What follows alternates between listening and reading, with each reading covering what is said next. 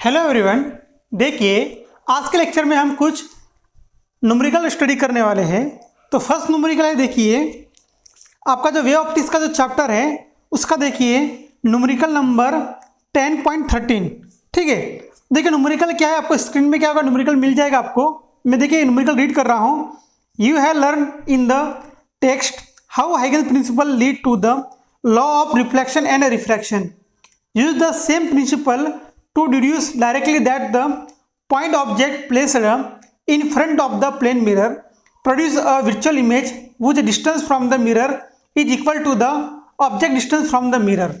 अब देखिए मैंने आपको बात की थी कि सिंपली हमारा जो मिरर का जो पोर्शन है सिलेबस से रिमूव कर दिया गया है, बट यहाँ पे ये जो न्यूमेरिकल है आपके हाइगन्स प्रिंसिपल के रिगार्डिंग है।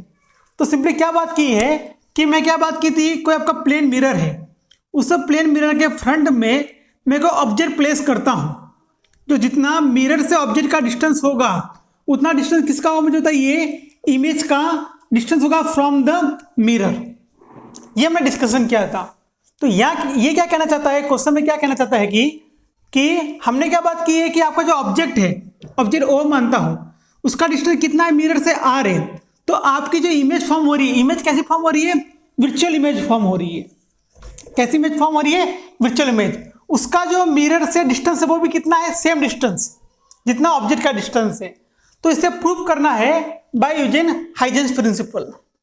तो मुझे एक बात बताइए, मैंने क्या बात की थी, किसी ऑब्जेक्ट की जो इमेज फॉर्म हो रही है, देखिए किसी ऑब्जेक्ट की जो इमेज फॉर्म होती है उसके लिए नेसेसरी कंडीशन क्या है कि कोई ऑब्जेक्ट अगर मैं किसके सामने प्लेस करूं, किसी मिरर के सामने प्लेस करूं, तो ऑब्जेक्ट ने क्या प्रोड्यूस करनी चाहिए, रे ऑफ लाइट प्रोड्यूस करनी चाहिए। और ये रे ऑफ लाइट कैसे प्रोड्यूस करेगा कि कोई ऑब्जेक्ट सन तो है नहीं, वो क्या करेगा, किसी सोर्स से क्या एक्सेप्ट करेगा, रे ऑफ लाइट एक्सेप्ट करेगा, उससे रिफ्लेक्ट करके कहाँ पे इंसिडेंट करेगा, मिरर पे इंसिडेंट करेगा। तो मुझे बताइए ये रे ऑफ लाइट जा रही है, मतलब यहाँ पे क्या जा रहा है, कोई पर्टिकुलर शेप का वेव फ्रंट इसे मिरर पे इंसिडेंट कर रहा है। बात वही कर रहा हूं ना, देखिए मैं क्या बात कर रहा हूं, वेव फ्रंट मतलब क्या है, किसी लाइट का क्या है, शेप है। ठीक है, किसी लाइट का क्या है, शेप है। तो मैंने क्या बात की, अगर आपका सन से ऑब्जेक्ट कहां पे, इनफाइनाइट डिस्टेंस पे, सोर्स इनफाइनाइट पे है, तो इनकमिंग रे ऑफ लाइट का शेप कैसा होगा, प्लेन वेव फ्रंट होगा। ठीक है, अगर कोई आपका सोर्स है वह कैसा है, पॉइंट लाइक सोर्स है, तो उससे जो लाइट प्रोड्यूस होगी उसका शेप क्या होगा, स्फेरिकल वेव फ्रंट होगा। यही बात की थी ना मैंने सिंपली।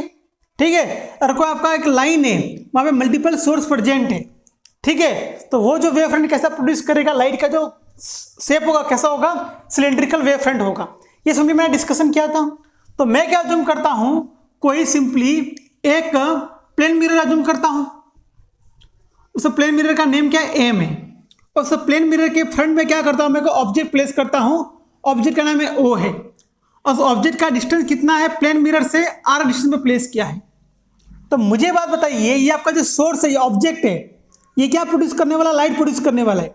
लाइट कैसे प्रोड्यूस करेगा कि ये क्या करने वाला है, किसी सन से हो या किसी रूम में ट्यूबलाइट होगी, लाइट का सोर्स होगा, उससे लाइट को क्या करेगा, एक्सेप्ट करेगा, फिर क्या करने वाला, उसे रिफ्लेक्ट करने वाला है। तो देखिए मैं जूम करता हूँ, जब ऑब्जेक्ट है वह क्या प्रोड्यूस कर रहा है, लाइट प्रोड्यूस कर रहेगा। तो लाइट प्रोड्यूस करेगा, उसका कोई ना कोई क्या होगा, उसका पर्टिकुलर शेप होगा। तो मुझे बताइए अगर सोर्स कैसा है, आपका पॉइंट है, पॉइंट लाइक सोर्स है, तो वो कैसा वेव फ्रंट प्रोड्यूस करेगा, स्फेरिकल वेव फ्रंट प्रोड्यूस करेगा।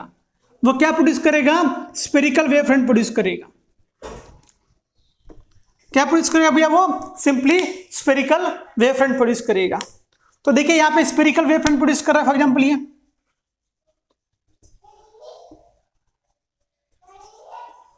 ठीक है। अब मुझे एक बात बताइए भैया कि ये हो गया इसका स्फेरिकल वेव फ्रंट हो गया। तो मुझे क्या फाइंड करना है, इस मिरर के पीछे, बियॉन्ड द मिरर, मुझे क्या फाइंड करना है, आपका इमेज का डिस्टेंस फाइंड करना है। तो मैं क्या जूम करता हूं, इस प्लेन मिरर को रिमूव कर देता हूं।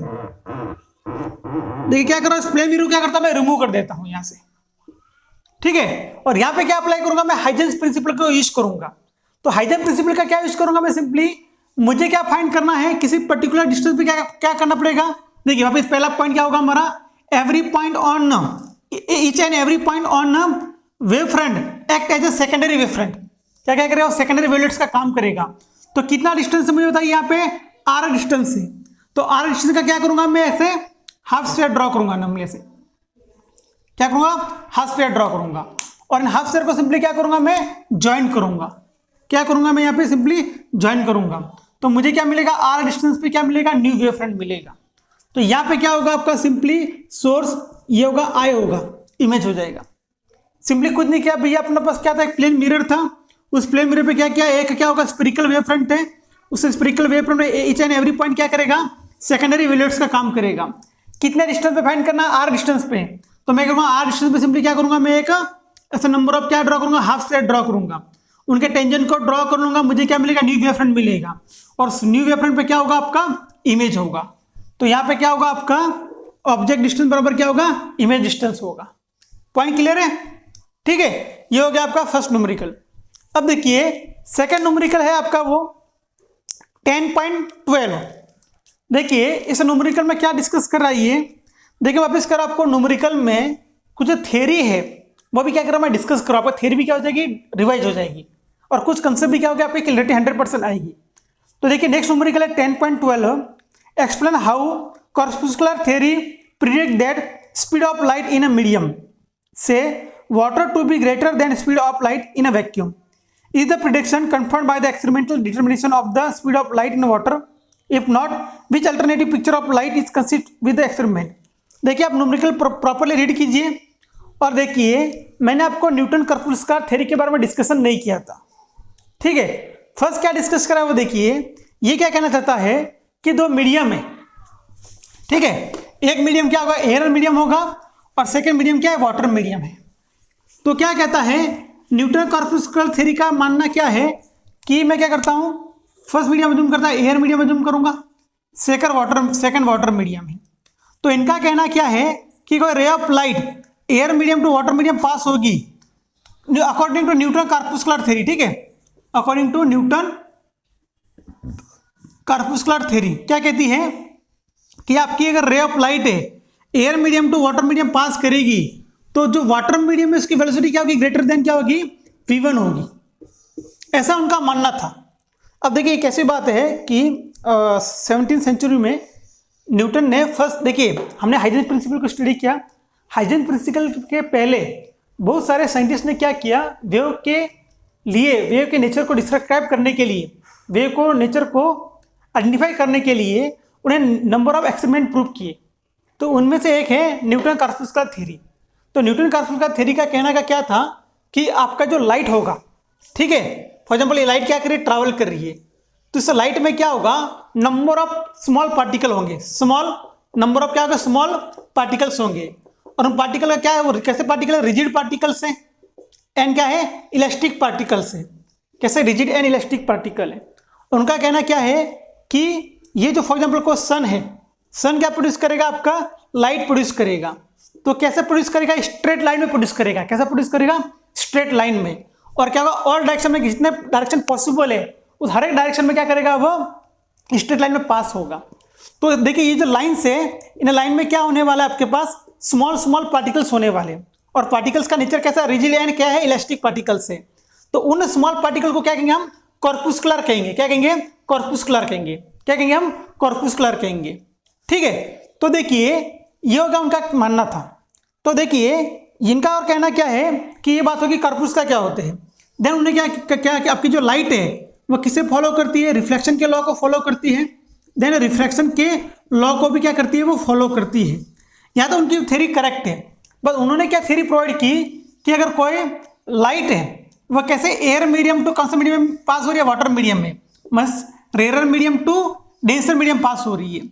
तो जब डेंसर मीडियम में पास होगी तो उसकी वेलोसिटी क्या होगी, सिंपली इंक्रीज होगी। वेलोसिटी क्या होगी, इंक्रीज होगी। तो ये जो उन्होंने थ्योरी प्रोवाइड की 100 ईयर, लगभग 100 अप्रोक्सीमेटली 100 ईयर, सब जो साइंस की जो फील्ड में है उन्हें एक्सेप्ट किया गया अप टू द 100 ईयर्स। पर उनके बाद एक न्यू साइंटिस्ट आए, हाइजेंस प्रिंसिपल। तो हाइजेंस प्रिंसिपल ने थ्योरी प्रोवाइड की, आपको पता है कि रेयर मीडियम में क्या होती है, वेलोसिटी ऑफ लाइट ग्रेटर होती है, डेंसर में लेस होती है। तो हमें क्या क्वेश्चन पूछा गया, देखिए क्वेश्चन क्या किया गया है,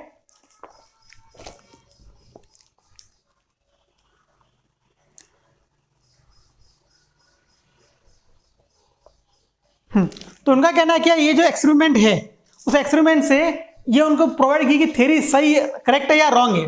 तो मुझे बताइए ये थ्योरी क्या आपकी रॉन्ग है? नो, 100% थ्योरी क्या है? ये रॉन्ग है। ठीक है, हमें क्या पता, हमने क्या देखा है कि आपकी जो velocity of light in a rare medium greater than क्या होगा आपका डेंसर मीडियम। तो ये हमें क्या करना है? प्रूव करना है। ये सिंपली हमें क्या करना है? प्रूव करना है कि आपकी जो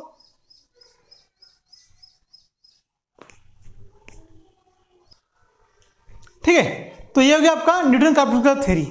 तो देखिए हमें क्वेश्चन में क्या पूछा गया है कि न्यूटन ने क्या थ्योरी क्या प्रोवाइड की कि आपका जो डेंसर मीडियम है उसमें वेलोसिटी ऑफ लाइट क्या है? Greater as compare to rare medium. तो उन्होंने किस वे का यूज किया, किस अप्रोच से उन्होंने प्रूव किया है, वो अप्रोच हमें क्या करना है? डिस्कस करना है। और देन हमें क्या डिस्कस करना है? हमें हाइजेंस प्रिंसिपल का अप्रोच का यूज करके हमें क्या करना है? इन्होंने जो थ्योरी प्रोवाइड की वो क्या है? रॉन्ग है।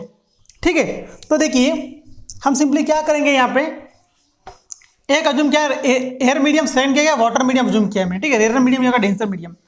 तो देखिए इनका मानना क्या है कि न्यूटन का कोई एक रे ऑफ लाइट क्या कर रही है? इंसिडेंट कर रही है किसी सरफेस पे। ठीक है, तो मैं यहाँ पे क्या अज्यूम करूंगा कि ये क्या होगा? आपका एंगल ऑफ क्या होगा? इंसिडेंट होगा नॉर्मली। ठीक है, अब देखिए आपकी जो रे ऑफ लाइट कहाँ से कहाँ जा रही है? Air medium to water medium travel कर रही है। तो मैं क्या करूंगा? इस इंसिडेंट रे ऑफ लाइट के दो कंपोनेंट में क्या करूंगा? सिंपली डिवाइड करूंगा। मैं दो कंपोनेंट में क्या करूंगा? डिवाइड करूंगा। एक कंपोनेंट क्या होगा आपका? अलोंग द क्या होगा आपका? सरफेस होगा, अलोंग द सरफेस। और जो सेकंड जो कंपोनेंट है क्या होगा? वो नॉर्मल टू द सरफेस होगा। ठीक है, फर्स्ट जो कंपोनेंट है वो क्या है? अलोंग द सरफेस है। सेकंड जो कंपोनेंट क्या है? नॉर्मल टू द क्या है? सरफेस है। तो उनका कहना क्या है, जब वाटर मीडियम पे आपकी जो रे ऑफ लाइट इंसिडेंट करेगी तो यहाँ पे मुझे होता है वाटर मीडियम में नंबर ऑफ क्या हो गया? मॉलिक्यूल्स प्रेजेंट होने वाले हैं, नंबर ऑफ एटम्स अगर प्रेजेंट हो गए। और उनका कहना क्या है कि जो रे ऑफ लाइट है उसमें क्या प्रेजेंट है? कॉर्पस्कुलर प्रेजेंट है। क्या होगा? कॉर्पस्कुलर प्रेजेंट होगा। जब आपका जो नॉर्मल कंपोनेंट क्या करेगा? इस सरफेस पे इंसिडेंट करेगा तो यहाँ पे क्या लगेगा? फोर्स ऑफ अट्रैक्शन अप्लाई होने वाला है। क्या अप्लाई होने वाला है यहाँ पे? Force of attraction. उसकी वजह से क्या होगा?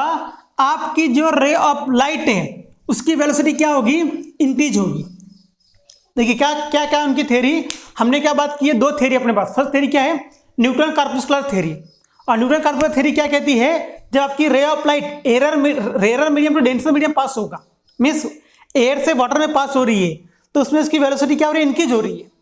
तो उनका थ्योरी का मानना क्या था कि कोई इंसिडेंट रे ऑफ लाइट है उसके दो कंपोनेंट डिवाइड करूंगा। ये क्या होगा? हॉरिजॉन्टल टू द सरफेस, और क्या होगा? परपेंडिकुलर टू और नॉर्मल टू द सरफेस। ये जो आपका हॉरिजॉन्टल सरफेस है, सॉरी आपका जो horizontal component to the surface है उसका कोई इफेक्ट नहीं होगा। और जो नॉर्मल टू द सरफेस है उसको क्या होने, उसमें जो मॉलिक्यूल्स होंगे कॉर्पस्कुलर होंगे, उन्हें कौन अट्रैक्ट करेगा? आपका अकॉर्डिंग टू बेसिक लॉ आपका जो है ना उससे। तो यहाँ पे क्या नंबर ऑफ क्या करेंगे? आपको सिंपली अट्रैक्ट होगा, तो उसकी वेलोसिटी सिंपली क्या होगी? इंक्रीज होगी। ठीक है, ये हो गया न्यूटन कॉर्पस्कुलर थ्योरी। अब मुझे बताइए हमारी थ्योरी क्या है? सिंपली हाइजेंस प्रिंसिपल की थ्योरी क्या है? अब देखिए हाइजेंस प्रिंसिपल सिंपली क्या करेगा? एक लॉ प्रोवाइड किया हमने। क्या प्रोवाइड किया है? Sine i divided by sine r equal to v1 divided by v2 equal to क्या बताइए मुझे? λ1 डिवाइडेड बाय λ2 इक्वल टू क्या है? n2 डिवाइडेड बाय क्या है? n1 है। तो यहाँ पे v1 divided by v2 equal to क्या होगा? ये देखिए यहाँ पे अज्यूम करता हूँ v1 क्या आपका एयर मीडियम में, ये किस मीडियम में? वाटर मीडियम में। इक्वल टू n2 क्या होगा मुझे बताइए? Refractive index of the water divide by refractive index of air. तो मुझे बताइए va डिवाइडेड बाय क्या है? vw इक्वल टू क्या है? रिफ्रैक्टिव इंडेक्स ऑफ द क्या है? वाटर है। और मुझे एक बात पता है कि रिफ्रैक्टिव इंडेक्स ऑफ एयर कितना होता है? 1 होता है। And refractive index of water कितना मुझे बताइए? 1.33। Means refractive index of water is greater than क्या है? रिफ्रैक्टिव इंडेक्स ऑफ द क्या है? एयर है। तो मीन्स क्या होगा आपका? Velocity of air is greater than क्या होगा? वेलोसिटी ऑफ वाटर होगा। ठीक है, तो ये हो गया आपका न्यूटन कॉर्पस्कुलर थ्योरी का। तो ये जो स्टेटमेंट है वो क्या है? रॉन्ग है। और हमने कैसे प्रूव किया है? हाइजेंस प्रिंसिपल से हमने क्या यूज किया था? हमने बाय रिफ्लेक्शन, रिफ्रैक्शन एंड ये कुछ बेसिक एंड हमने क्या स्नेल लॉ को क्या किया था? प्रूव किया था। तो इसी स्टेटमेंट का, इसी फार्मूले का यूज करके मैंने क्या किया? यहाँ पे आपका velocity of air is greater than क्या होगा? वेलोसिटी ऑफ वाटर होगा। पॉइंट क्लियर है भैया? ठीक है, अब देखिए next numerical. Question number 10.9 light of wave length 5000 angstrom fall on the plane reflecting surface. What are the wavelength and frequency of reflected light? For what angle of incident is the reflected ray normal to the incident ray? तो simply क्या बात हो रही है, यहाँ पे कोई incident ray of light given है, उसका वेवलेंथ कितना है 5000 एंगस्ट्रॉम है, मीन्स कितना है 5000 इंटू 10⁻⁻10 मीटर है। और ये क्या कर रहा है, किसी सरफेस पे क्या हो रही है, सिंपली इंसिडेंट हो रही है, और इंसिडेंट होने के बाद क्या होगा, इसका 100% रिफ्लेक्शन होगा। तो मुझे बताइए जब रिफ्लेक्शन होगा तो इसका मीडियम क्या है, सेम रहेगा, मीडियम चेंज नहीं होगा, तो वेवलेंथ भी क्या होगी, change, wavelength will not change, wavelength will not change, ठीक है। और फ्रीक्वेंसी भी क्या होगी, चेंज नहीं होने वाली है, बट फ्रीक्वेंसी की वैल्यू क्या होगी वो देखिए, फ्रीक्वेंसी चेंज होगी कितना का, फ्रीक्वेंसी इक्वल टू क्या होगा आपका c/λ 3 इंटू 10⁸ डिवाइड में क्या होगा 5000 इंटू 10⁻10 मीटर।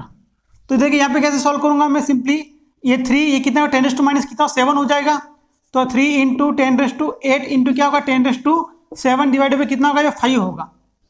देखिए सिंपली क्या क्या यहाँ पे 3 0 है, ये क्या होगा आपका 10⁻⁻ क्या है 10 है, तो यहाँ पे क्या होगा 10⁻⁻ क्या होगा, ये 7 हो जाएगा, तो 10⁻7 अब जाएगा क्या होगा, ये पॉजिटिव होगा। तो क्या होगा देखिए 3 इंटू 10 क्या होगा, ये 15 डिवाइड बाई क्या होगा, ये 5 होगा। तो यहाँ पे करता हूँ देखिए मैं 30 इंटू क्या करता हूँ 10⁻40 लिखता हूँ, डिवाइड बाई क्या होगा, ये 5 होगा।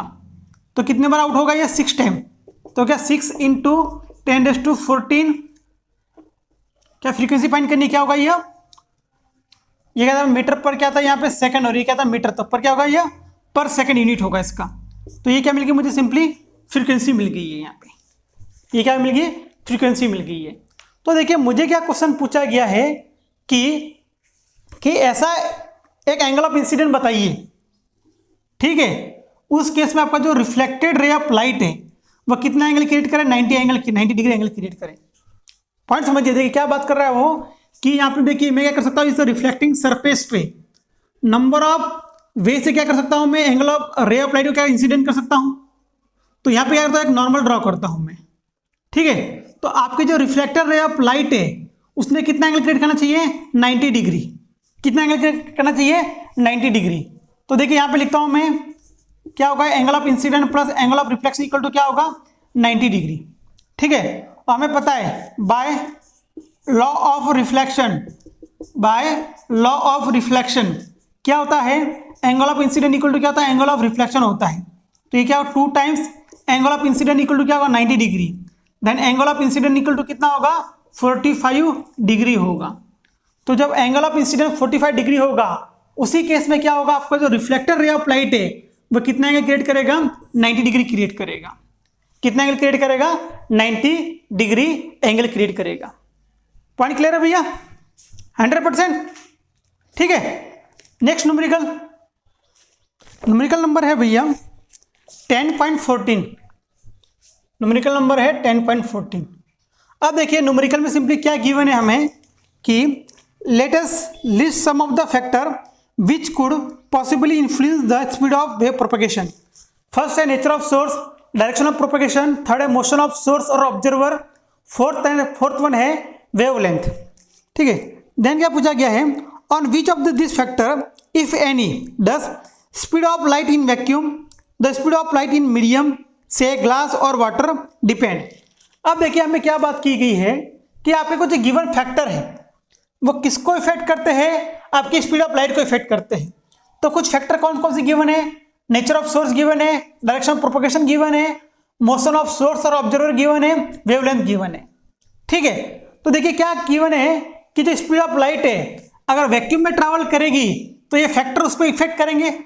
और सेकंड पॉइंट क्या है, अगर आपकी स्पीड ऑफ लाइट मतलब वेलोसिटी ऑफ लाइट, अगर आपकी जो लाइट है किसमें पास हो रही है, किसी अदर मीडियम में पास हो रही है, तो उस केस में ये 4 फैक्टर कुछ इफेक्ट करेंगे। तो देखिए पहला पॉइंट क्या है, आपकी जो speed of light in vacuum कितनी होती है, 3 इंटू 10⁸ मीटर पर सेकेंड होती है। देखिए वेलोसिटी ऑफ लाइट और speed of light in vacuum कितनी होती है, 3 इंटू 3 × 10⁸ मीटर पर सेकंड होती है। तो मतलब वेलोसिटी ऑफ लाइट क्या है, कांस्टेंट है, या सिंपली स्पीड ऑफ लाइट क्या है, द वेलोसिटी कहिए या क्या कीजिए, आपको स्पीड ऑफ लाइट क्या है, स्पीड ऑफ लाइट क्या है, कांस्टेंट है। तो मीन्स इसके ऊपर कोई भी फैक्टर क्या करेगा, अफेक्ट नहीं करेगा, कोई भी फैक्टर क्या नहीं करेगा, अफेक्ट नहीं करेगा। क्यों, किसकी वैल्यू क्या है, फिक्स है, ठीक है, इन वैक्यूम में। तो सेकंड बात क्या हो रहा है, यहाँ पे वैक्यूम की बात होगी। अब बात करूंगा मैं मीडियम की, ठीक है। अगर आपकी लाइट किसी मीडियम में पास हो रही है तो उसकी जो वेलोसिटी ऑफ लाइट है, या सिंपली क्या बात करूंगा, यहाँ पे स्पीड ऑफ लाइट है, उस पर कोई इफेक्ट होने वाला है। तो देखिए यहाँ पे फार्मूला है sine i divided by sine r equal to क्या होगा, v1 divided by v2 equal to λ1 divided by λ2 equal to n1 divided by क्या है, n2 है। तो मुझे बताइए, आपकी जो स्पीड ऑफ लाइट है किसी मीडियम में पास हो तो वहां पे क्या फैक्टर चेंज होने वाला, आपका वेवलेंथ चेंज होगा, ठीक है, वेवलेंथ पे इफेक्ट होगा। और किस पे डिपेंड होगा, आपकी रिफ्रैक्टिव इंडेक्स पे डिपेंड करेगा। देखिए आपकी जो वेलोसिटी ऑफ लाइट किस पे डिपेंड करेगा, आपकी वेवलेंथ, और किस पे डिपेंड करेगा, आपका रिफ्रैक्टिव इंडेक्स पे डिपेंड करेगा। तो नेचर ऑफ सोर्स पे इंडिपेंडेंट होगा, डायरेक्शन प्रोपगेशन पे इंडिपेंडेंट होगा, मोशन ऑफ सोर्स और ऑब्जर्वर पे इंडिपेंडेंट होगा, सिंपली किस पे डिपेंडेंट होगा, वेवलेंथ पे डिपेंडेंट होगा। किस पे इफेक्ट करेगा, देखिए आपकी जो स्पीड ऑफ लाइट है कौन इफेक्ट करेगा, वेवलेंथ इफेक्ट करेगा। पॉइंट क्लियर है भैया, 100%, ठीक है। कुछ नहीं भैया, फार्मूला को याद रखना है, sine i divided by sine r equal to v1 divided by v2 equal to λ1 divided by λ2 equal to n1 sorry यहाँ पे क्या होगा, n2 डिवाइडेड बाय क्या होगा, n1 होगा, n2 डिवाइडेड बाय क्या होगा, n1, ठीक है। इन्वर्सली प्रोपोर्शनल रिलेशन होता है यहाँ पे, ठीक है। नेक्स्ट न्यूमेरिकल देखिए, जो गिवन न्यूमेरिकल है, आपको मैंने यंग डबल स्लिट एक्सपेरिमेंट हमारा कवर नहीं हुआ है, बट हमने जो इंटरफेरेंस ऑफ लाइट को स्टडी किया है उस अकॉर्डिंग हम क्या कर सकते हैं, इस न्यूमेरिकल को सॉल्व कर सकते हैं। तो ये क्या बात की है, in Young double slit experiment the slide sorry question number 10.5, question number क्या है, 10.5 है। क्या गिवन है, in Young double slit experiment using monochromatic light. अब देखिए मोनोक्रोमेटिक लाइट क्या करेगी, आपकी जो मोनोक्रोमेटिक लाइट है वह क्या प्रोड्यूस करेगी, सेम एम्पलीट्यूड की लाइट प्रोड्यूस करेगी। अगर एम्पलीट्यूड सेम होगा तो किसी इंटेंसिटी भी क्या होगी, सेम होगी। तो मोनोक्रोमेटिक लाइट क्या प्रोड्यूस करती है, सेम इंटेंसिटी ऑफ लाइट क्या करती है, प्रोड्यूस करती है। Of wavelength lambda, the intensity of light at a point on the screen where path difference is a lambda is के यूनिट। अब देखिए कोई पर्टिकुलर कोई पाथ डिफरेंस गिवन है, पाथ डिफरेंस कितना है, लैम्बडा है। उस केस में उसका जो रिजल्टेंट इंटेंसिटी कितनी है, के यूनिट है, उसकी जो रिजल्टेंट इंटेंसिटी कितनी है, के यूनिट है। तो path difference delta equal to lambda है, तो फेज डिफरेंस कितना होगा मुझे बताइए, 2 पाई बाय लैम्बडा इंटू क्या होगा, डेल्टा एक्स। तो बताइए 2 पाई लैम्बडा इंटू ये हो गया लैम्बडा, तो आपका फेज डिफरेंस कितना होगा, 2 पाई होगा, ठीक है। यहाँ पे क्या पॉइंट क्लियर हो गया, आपका path difference and phase difference का रिलेशन। और हमें इंटेंसिटी क्या गिवन है, आई आर इक्वल टू के यूनिट गिवन है। तो मुझे बताइए कि मैं क्या फाइंड करूंगा, आपका जो इंटेंसिटी का जो फार्मूला है वो क्या होता है, आई आर इक्वल टू क्या होता है, I1 प्लस क्या होता है, I2 2 under root of I1 into I2 cos five होगा। और मुझे बताइए गिवन सोर्स कौन सा है, monochromatic, then I1 equal to I2 equal to क्या होगा, I0, एंड आपको पता है फाई की वैल्यू कितनी है, 2 पाई है। तो देखिए आई रिजल्टेंट इक्वल टू, देखिए आई रिजल्टेंट कितना है, के है, ये कितना होगा, I0 plus 2 under root of क्या होगा, I0 का स्क्वायर, I0 इंटू I0 क्या का स्क्वायर होगा, और cos फाई की वैल्यू कितनी होगी, 1 होगी। तो k इक्वल टू क्या होगा बताइए, ये 2I0 प्लस ये क्या होगा, 2I0 कितना होगा, ये 4I0, then I0 equal to क्या होगा, k डिवाइडेड बाय क्या होगा, 4 होगा, ठीक है। अब देखिए मुझे क्वेश्चन में क्या पूछा गया है कि जब आपका पाथ डिफरेंस कितना हो, पाथ डिफरेंस कितना गिवन है, लैम्बडा बाय 3 गिवन है, ठीक है। फर्स्ट केस में पाथ डिफरेंस कितना था आपका, सिंपली लैम्बडा था। अब पाथ डिफरेंस कितना है, लैम्बडा बाय 3 है। तो उस केस में मुझे क्या फाइंड करनी है, आपकी रिजल्टेंट इंटेंसिटी फाइंड करनी है।